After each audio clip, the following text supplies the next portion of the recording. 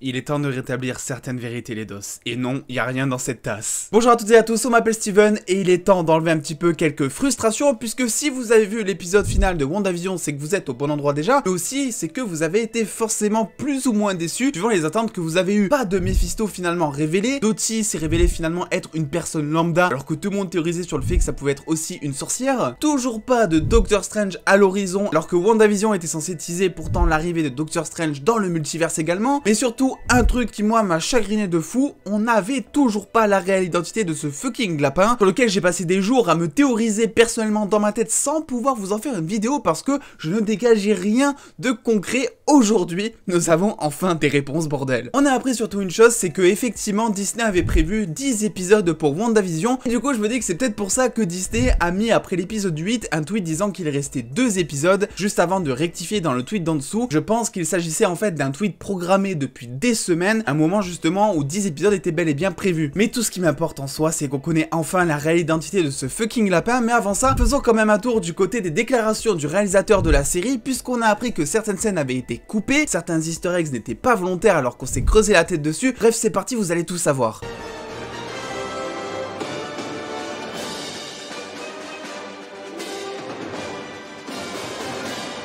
Et la première frustration est quand même de dire que le grand public a compris que Marvel Studios avait promis 6 heures de programme finalement sur WandaVision, alors qu'avec générique on est à peu près à 5h30 de programme, et sans générique on est à 4h35 de programme, si on monte les épisodes bout à bout tout en enlevant les génériques comme Durandal l'a fait sur Twitter, merci à lui. Et forcément qui dit épisode en moins ou temps en moins dit forcément scène coupée ou scène alternative, et ici le réalisateur de WandaVision nous avait prévu certaines choses, mais je dois dire que je suis assez dégoûté et j'espère qu'on les verra un jour bordel. Alors pourquoi tout ça? Tout simplement parce que la pandémie a changé pas mal de plans, ils ont été en confinement pendant plusieurs semaines tout comme nous, ce qui les a empêchés de travailler sur la série, et au retour ils ont donc dû faire totalement autrement puisqu'on a appris finalement que le montage de la série entière était terminé seulement je crois 2 semaines avant la diffusion du premier épisode, donc ils étaient vachement à la bourre, ils ont dû se passer de certaines scènes, notamment la scène de fucking Senior Scratchy que je voulais absolument. Mais avant ça, Matt Shakman est revenu sur le tournage et certaines théories de fans, en rigolant par exemple de la fameuse théorie disant que le fameux contact de Monica Rambeau serait Reed Richards, donc Mister Fantastique, disant finalement qu'il s'attendait vraiment pas du tout à ce que les fans théorisent là-dessus, que l'intention de la série était pas du tout de teaser les 4 Fantastiques justement. On nous explique également que effectivement certains easter eggs étaient complètement volontaires, hein, comme par exemple les 36 000 têtes de diable que l'on a eu durant toute la série, qui nous a permis un petit peu de nous mener sur une fausse piste, parce qu'on était tous en train de dire Dottie c'est Mephisto, Ralph c'est Mephisto, Pietro c'est Mephisto, Wanda même c'est Mephisto, certains ont dit ça bordel. Tout le monde est Mephisto, Mephisto all along, hashtag. Mais le truc à côté, c'est qu'on s'est tellement pris la tête pendant plein d'épisodes, tellement cette série nous a captivés sur la chaîne, que effectivement on a théorisé sur des choses qui n'avaient pas lieu d'être, et on a pensé à des références qui n'étaient que des simples coïncidences. Comme par exemple en VO, lorsque Wanda lâche ironiquement un kick-ass, traduit en français par génial, au moment où Pietro et les enfants cherchent à péter de la citrouille à Westview. Beaucoup de fans, je vais pas vous le cacher, dont moi honnêtement, on pensait évidemment que c'était forcément une référence au fait que Evan Peters, l'interprète de cet imposteur qui n'introduit d'ailleurs pas du tout les X-Men du coup, était en fait une référence à l'excellent film Kick-Ass où le Quicksilver du MCU Aaron Taylor Johnson jouait le rôle principal et où Evan Peters était un petit peu son sidekick. Au final, le réalisateur a déclaré publiquement que c'était juste une simple coïncidence, et je dois dire que la coïncidence est toute trouvée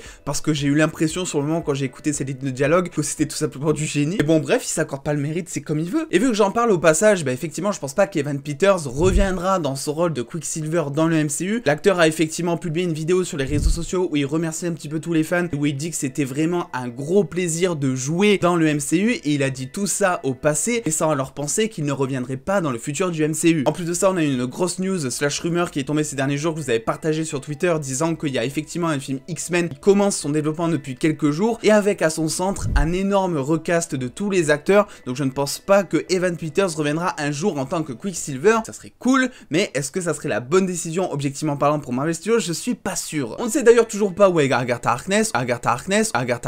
on ne sait toujours pas où est Vision. Il y a beaucoup de questions laissées encore sans réponse, et peut-être qu'on aura l'occasion d'y revenir en vidéo un peu plus tard dans la semaine par exemple, mais par contre on a une révélation, et c'est pas n'importe laquelle mesdames et messieurs les dos, non, c'est la réelle identité de ce fucking lapin Senior Scratchy sur lequel on a théorisé depuis le début de la saison sans vraiment avoir de réponse officielle. Mais tenez-vous bien, effectivement ce fucking lapin était en fait un démon, et effectivement il devait avoir une scène complètement dédié à la fin de l'épisode 9 afin de montrer sa transformation en démon et afin de montrer qui il est vraiment. On n'a pas eu cette scène, mais en parallèle, on a eu les déclarations donc du réalisateur de WandaVision qui nous explique finalement qu'une scène montrant Monica, Darcy, Ralph et les enfants de Wanda essayer de récupérer le Darkhold dans le sous-sol d'Agatha Harkness. Juste avant de saisir le Darkhold dans les mains, on voit le lapin qui bondit un petit peu devant le Darkhold, un petit peu comme un chien qui monte la garde finalement. Un des deux enfants s'exclame en disant « Oh, qu'il est mignon ce lapin, tout ça ». Au final, le lapin se transforme en un fucking démon à la manière d'ailleurs d'un loup-garou, ça a été décrit comme ça. Alors pourquoi cette scène n'a pas eu lieu? Tout simplement comme vous vous en doutez, le réalisateur a dit que finalement ils n'avaient pas le temps de continuer CGI, que effectivement cette scène avait déjà été tournée, qu'elle était géniale, que tout le monde l'a kiffé, que tout le monde s'était beaucoup amusé à la tourner sur le plateau, que suite au Covid finalement, les plans ont changé, il y a eu aussi des changements à la post-production derrière, bref, il y a eu énormément de changements, que ce soit de temps, ou que ce soit un petit peu de direction artistique, qui ont fait que finalement, ils n'ont pas voulu garder cette scène, préférant alors garder un meilleur rythme apparemment pour les épisodes, et du coup, montrer cette scène aurait changé et aurait surtout enlevé une grosse frustration chez certains fans, dont moi finalement, parce que on le sait depuis le début, on théorise sur le fait que Senior Scratchy pourrait être en fait soit Nicolas Scratch, donc le fils d'Agatha Harkness, soit tout simplement Mephisto. Dans tous les cas, on pensait que Senior Scratchy serait un démon. Par contre, on peut commencer à théoriser sur quelque chose et peut-être qu'on y reviendra en détail prochainement sur la chaîne, mais effectivement, l'interprète donc de Agatha Harkness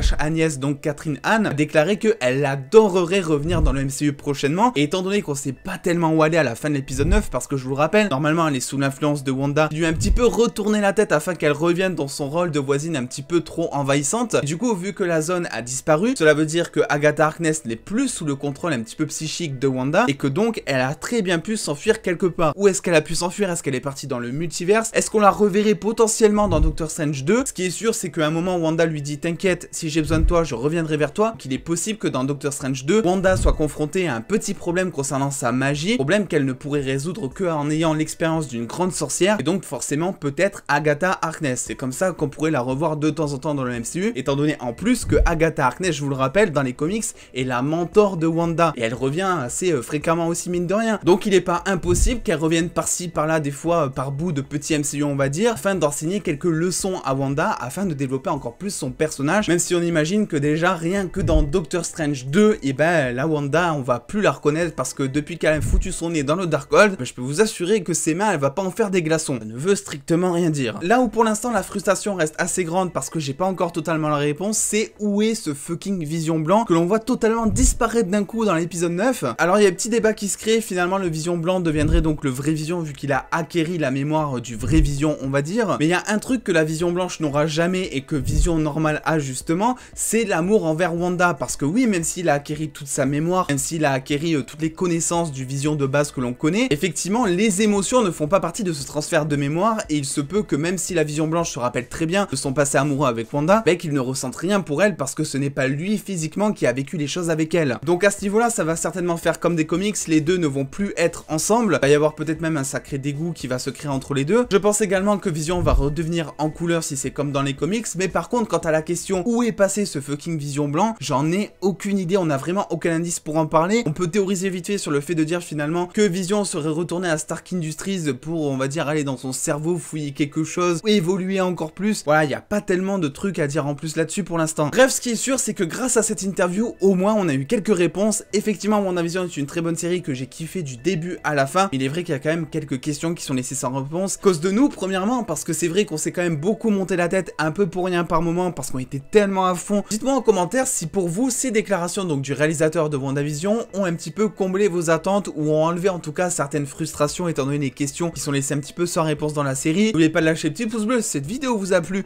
et de venir me suivre sur les réseaux sociaux pour avoir beaucoup plus de news en exclusivité et en avance. Et en attendant les dos, prenez soin de vous, faites-vous bien kiffer. Des bisous les dos.